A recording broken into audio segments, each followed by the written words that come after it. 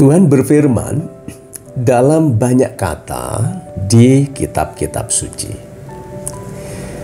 Tetapi ada 3 kata yang Tuhan katakan langsung kepada kita. Dan kepada hati yang terlatih itu terdengar lebih jelas. 3 kata itu adalah kata ya. Saat kita meminta diberi, itu ya. Saat kita meminta tidak diberi, itu tidak.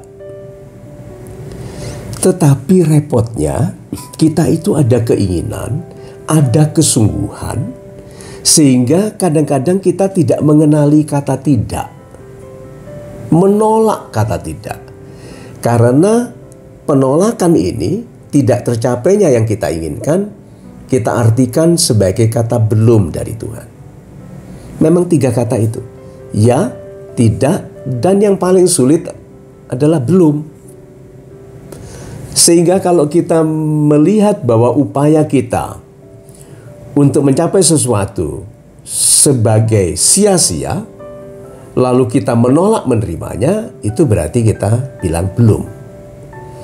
Kalau anak muda baru mencoba sedikit saja gagal dia menyerah, berarti penolakan itu tidak terjadinya itu adalah kata tidak bagi Tuhan. Tetapi kan sudah ada hukumnya, yang bersungguh-sungguh yang dapat.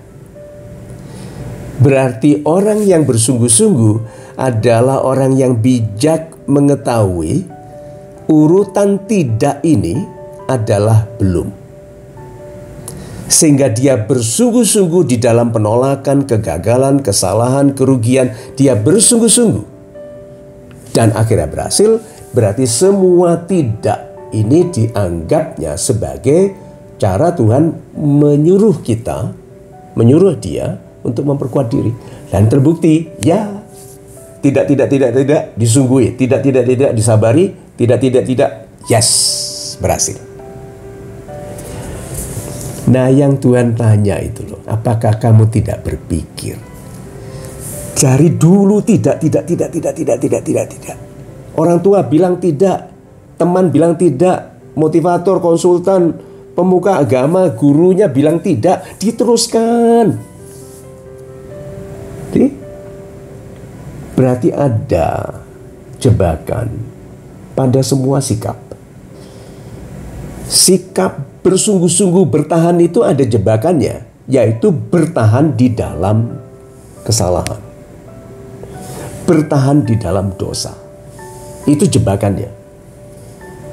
A novel quality, kualitas yang indah sekali, sungguh-sungguh.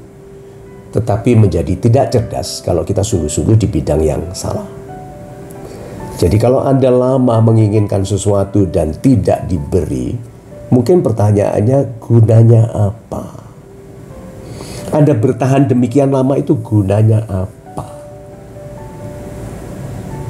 Kalau kecil sekali kegunaan dari yang Anda inginkan, dan terbukti Anda mengabaikan kebaikan yang bisa Anda lakukan selama menunggu hasil dari sesuatu yang kelihatannya sia-sia itu, mungkin sebaiknya kita menerima bahwa itu Tuhan bilang tidak. Gitu.